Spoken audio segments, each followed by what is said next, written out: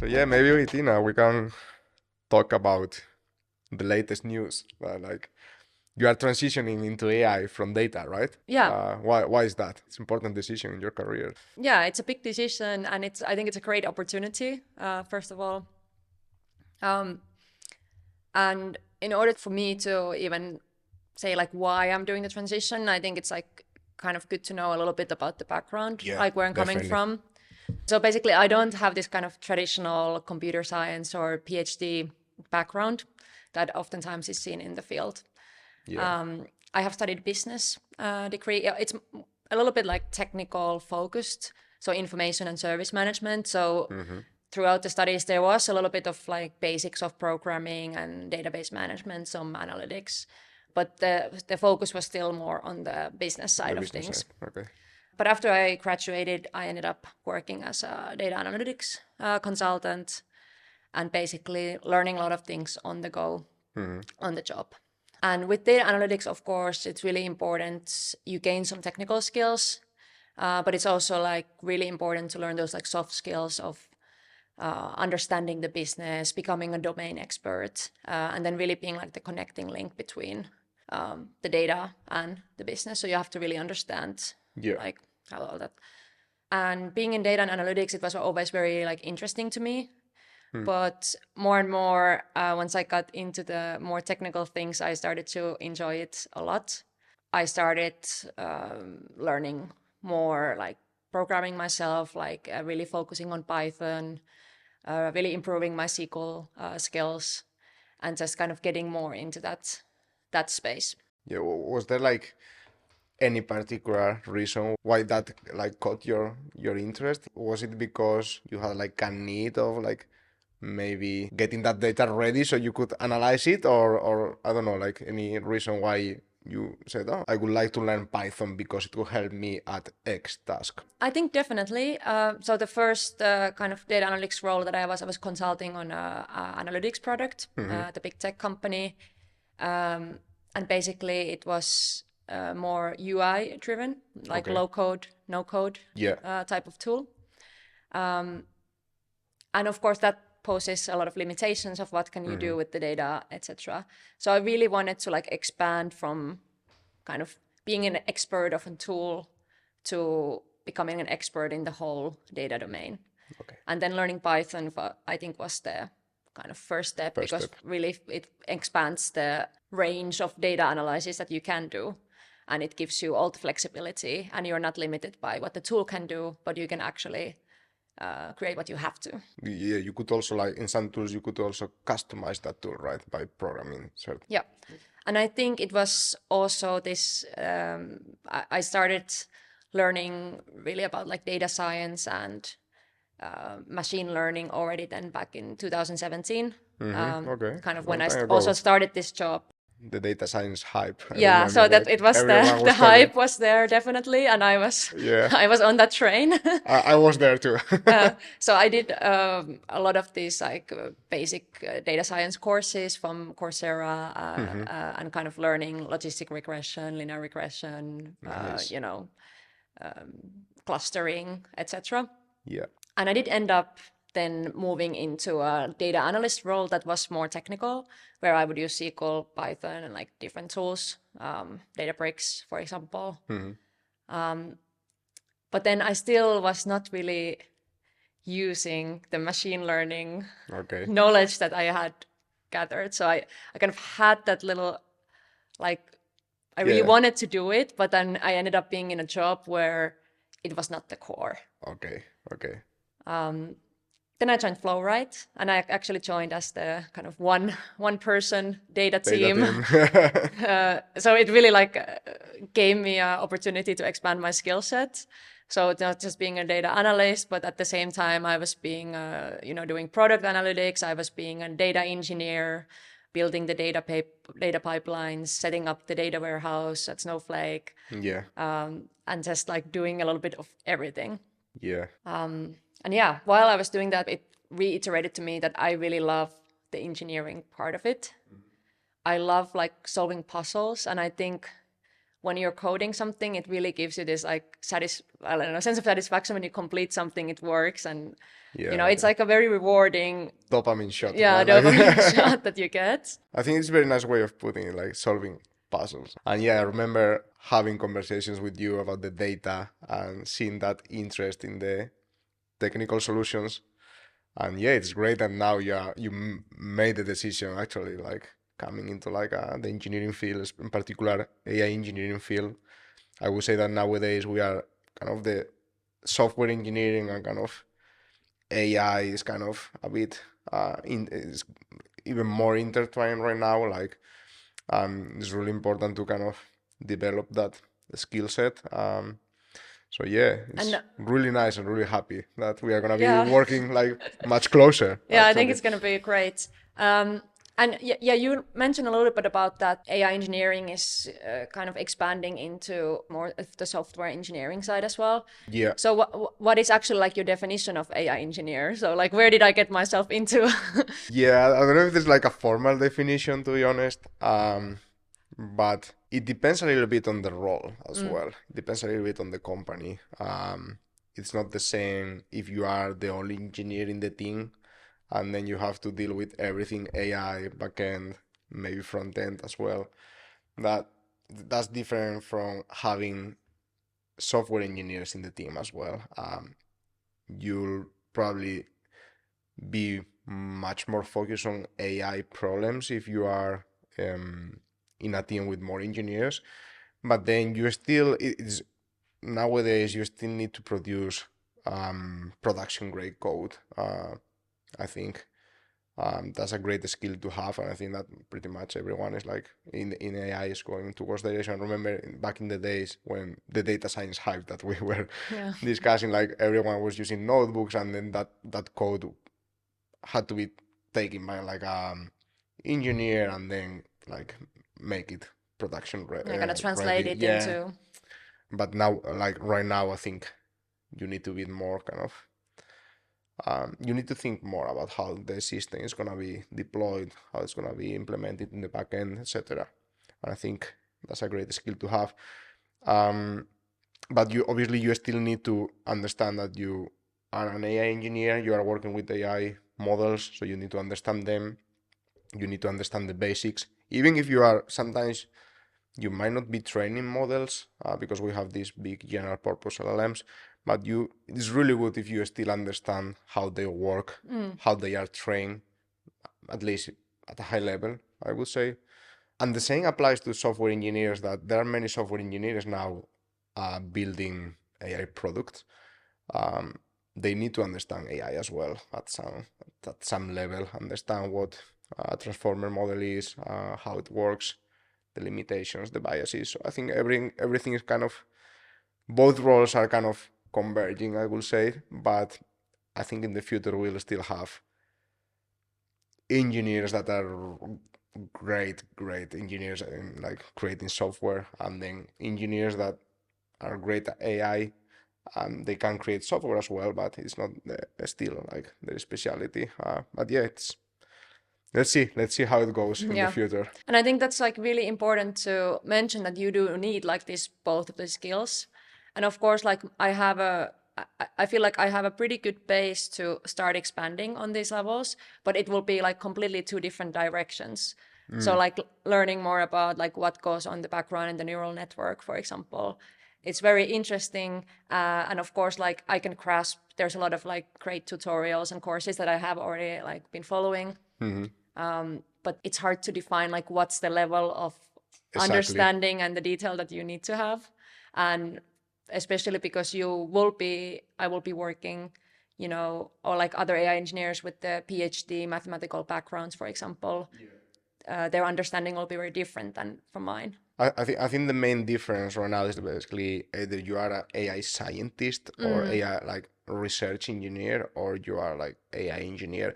And I see more the AI engineer role as a builder, basically. So you have technology available, you have models available. You need to have a good understanding of those technologies and those models, but then your goal is to build a product with those tools that you have available. For an AI scientist or a researcher, your goal is to move the state of the art forward, right? And then you do need to come up with novel ways of doing certain things. Also, you do need to fully understand everything about the models, how they work.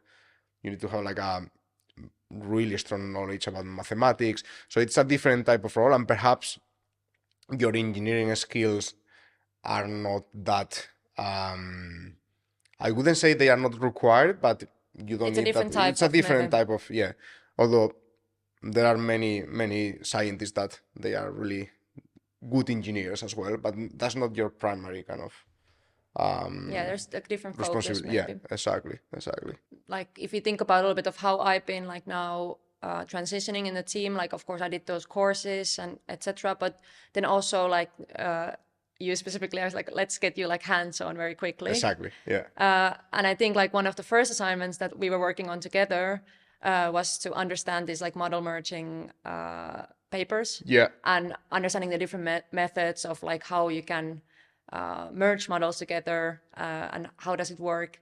And then we were basically like reading the paper and then building it together. And I think this one actually was great because I get to understand like what we are actually doing from the scientific research, Yeah. but then also applying You are it in real implementing hand. it. Yeah. And I think it was like a really, I mean, it was very challenging, but also like a good learning experience. That's a good description of like the AI engineer kind of job, I would say. So you have this paper, you have to understand the paper, and then perhaps you have to implement it or use it. That's very different from a researcher having to come up with this new method, right? It's like a very different type of. Yeah, and I think we have talked about it before of how we are like really on the apply level. That we Yeah. like to like use things and like build something that it produces an output. And Exactly. we enjoy that part really Yeah. a lot. And it has a clear impact on the business as Yeah. well, right? Yeah. So I like to ask, like, when you decided to get started with AI, well, you mentioned that you were doing ML in 2017, but then when I'm talking more about now when you made the decision, okay, I want to transition into AI. So in your opinion, what's basically like the major knowledge gap that you had? So where did you feel like a bit lost when it like, you know, I don't know where I should get started, or like, or I'm lacking this knowledge and I cannot understand this particular concept? Yeah, there's plenty of like LLM and generative AI courses, and they really touch like the topics on a high level, but you don't go into a much detail. At the same time, there's so much things, and you just cannot grasp everything all at once. And if you're doing a course, you don't necessarily like get hands-on. You follow the video, or you maybe run some notebook that somebody has already built for you. So I think there's a gap between learning something in theory and then actually understanding it. Then from the engineering perspective, I would say that from data and analytics, like still most of the kind of coding work that I've been doing has been on a notebook. And then basically like really building a functional software Yeah. is something I don't really have Yeah. a lot of understanding of. So I think it's a bit like what we already talked about this, like it's both of the like math and science and Yeah. then like Engineering. engineering, and I'm somewhere in the middle, Yeah. but not That's really good. That's in good. the- Good starting point. Yeah. Then if you think about the a background, I've been working with Flowrite for 2 years. So of course, like I have a good understanding of how LLMs work and what happens like on the kind of user level. So how like, you know, how do you write a prompt and Yeah. how does it like produce the output, etc. So I think kind of the inference and all those things, they were already familiar to me just because of Yeah. I was working at generative AI Yeah, company. for sure. So Yeah. Small company as well. So Yeah. we're having many discussions about the problems that we Yeah. had, right? So I think it's really going deeper in topics that my knowledge in a lot of areas is very like surface level. And now it's time to really become like an expert on. Nowadays it's hard to become an expert like in Yeah. something, because there are so many things that you Yeah. need to. And I think also one of the reasons why I wanted to get into the space is that it's so exciting how quickly everything is evolving, right? evolving. And even this, like, we're building something and then in 2 weeks already someone else built it. And it's just like crazy, the speed of development and the innovation of, how the models become so much better all the time. Yeah. And I think it's just like very, very interesting to learn about it and just stay kind of curious about what's happening. And definitely it will not be boring because there's so much things to learn.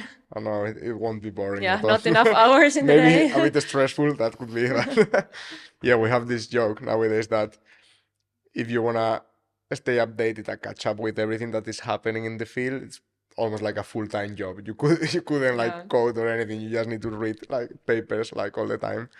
I'm not sure if it's a joke or that's the real truth, to be honest. Like there are so many things being released like every week, like 3 or 4 new models, new fine-tuning techniques, new evaluation methods. It's like, oh my God, like I don't have time to read through everything. So it's really, I think that it's really important to prioritize like what you wanna stay updated and what your priorities are for your job, and then because otherwise it's too much. Yeah, and how do you actually do it? Like, how do you keep up to date with like the latest advancements? Yeah, Like, what's your secret sauce? it's hard, to be honest. I have curated like a list of either newsletters or content creators that I follow, and I know that they are reputable sources that I can trust.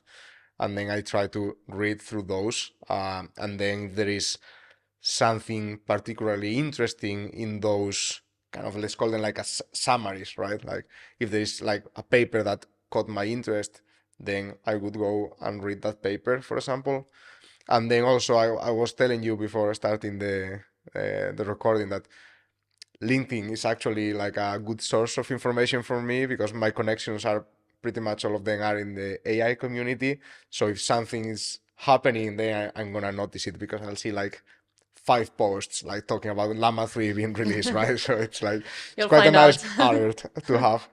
And that's how I would try to kind of stay up to date. But for example, I'm particularly interested in, as we discussed, like model merging, open LLMs, evaluation methods.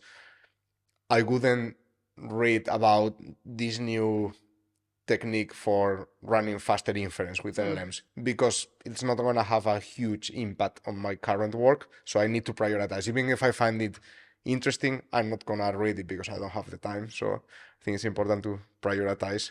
So pick your focus and then follow that. Yeah. And if something big happens elsewhere, I think you will hear You'll about notice it. on someone else, you'll notice. Maybe Carlos, our CTO, he will notice as well. And yeah, we cannot really, we cannot cover everything. It's moving so fast that it's even hard if you focus on one single topic. So yeah, that's how I do it. But how do you do it? Like, are you trying to stay up to date as well on certain topics or? Yeah, so of course, like I have followed what you have followed. So Yeah, you're nice. always sharing those tips on Amazing. our learning channel of how do you stay up to date. But I think at this moment, I still like kind of focusing on the basics. So I'm really trying to not to get like too carried away. But there's like, of course, some topics that what we are building on at the moment where I'm like trying to get really deep into those topics, like the model merging evaluation. Nice.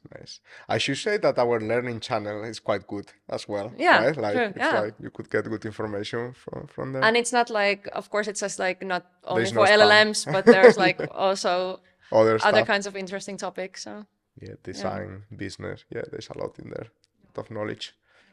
So if there's like other people who are interested in becoming an AI engineer, like do you have the key things that you're looking for if you're hiring a new person to your team? I think when it comes to hiring, like attitude is like very important. Like this can-do attitude and like being proactive. I think that's why I got in. Yeah, exactly. Just joking. No, but I think when it comes to learning something new, and especially in AI, I think that my first advice would be, okay, look at the like longer term, and then try to accept how much you have to learn because it's a lot. It might feel that you are very far from your goal, but look at it, like accept it, and then just focus on smaller steps, and don't feel like overwhelmed because there is so much that you're going to need to learn, and especially everything is changing so fast that you might think, okay, maybe I'm learning this technique, and in 1 year this technique's obsolete, and I wasted all this time. It's not wasted time. I can tell you that it's not wasted time, but that's my advice. Okay, from time to time, look at the long term, see what you are, but focus on small steps, maybe more in the shorter term. And when you are starting, like when you are learning a new topic, just focus on that. Also, when you are like working on ideas, don't think about if you are like learning the back propagation mechanism, don't think about how this is like the new transformer architecture. That's like, like focus on that, finish it, and then jump on to the next. And then this depends a little bit on your learning style as well, but I like to try out stuff first, like practical, like hands-on problems, basically. Let's talk maybe like you want to learn how LLMs are fine-tuned. Maybe you are studying parameter efficient fine-tuning methods like LoRa, which is like very popular nowadays. What I would do is I would first like go to either YouTube or some blogs and go through some tutorials and run some fine-tunes myself. Even if you are not fully understanding what's going on, you can still like read through the code, get familiar with it, all the steps, etc. Like listen to people talking about how fine-tuning works. And then once you are familiar with it, perhaps you have produced already quite good models, to be honest, it could be. And then only then I would go into the theoretical details and try to understand them. Because if you do it the other way around, that's maybe like, at least in my country, in Spain, is probably like the traditional way. You first study the theory and then you move on to the practical stuff. It's hard because you don't know how you're going to be applying those concepts. So I think first try to go through already through ready materials like tutorials, and then try to like go deeper into the concepts and try to understand them. And then, as we discussed already, because we had this chat, I think that being fluent especially in Python, because it's like the most used language in AI at the moment, I think is really important, because if you are very fluent in Python, you have like a lot of confidence in your programming skills, then it's gonna feel like much easier when you are like reading through a code base that implements whatever algorithm or whatever model. So I think those are my tips. And obviously hard work. I think that's required everywhere, right? So that's true. Discipline. I think discipline more than motivation, I would say. You'll be super motivated some days, but that doesn't last long. And I think that's a really great thing, and we have to remember that it's like cumulative effort. So you do a little bit of every day, and then over time you notice that actually you come along. You have to trust the compounding effect. Yeah, exactly. A little bit of work every day, like a bit better, like 1% better every day, right? Yeah. Maybe we could have like another chat, maybe 2 months time, something like that, and see where you are. How did it go? Maybe you are like more knowledgeable than me at that point, maybe. I'm not sure if that will be the case, but could be. That's my goal. Maybe not in 2 months, but let's say 2 years. That's a good goal. Taking over. But seriously, I think like it's a great challenge, but it's a beautiful challenge. So congrats on taking it on. I think. And thanks a lot for having me. Yeah, for sure. I mean, it's a pleasure. But I think that you made the right decision, and you could inspire actually many people that is listening to that, and maybe they are on the fence, like deciding if they want to transition into AI, LLMs, etc. So I think you are great inspiration for them. Oh, thanks. Kind words. Nice. I think we could wrap it up, right? I think it was a nice chat. Yeah, really nice chatting. Thanks a lot. Thank you.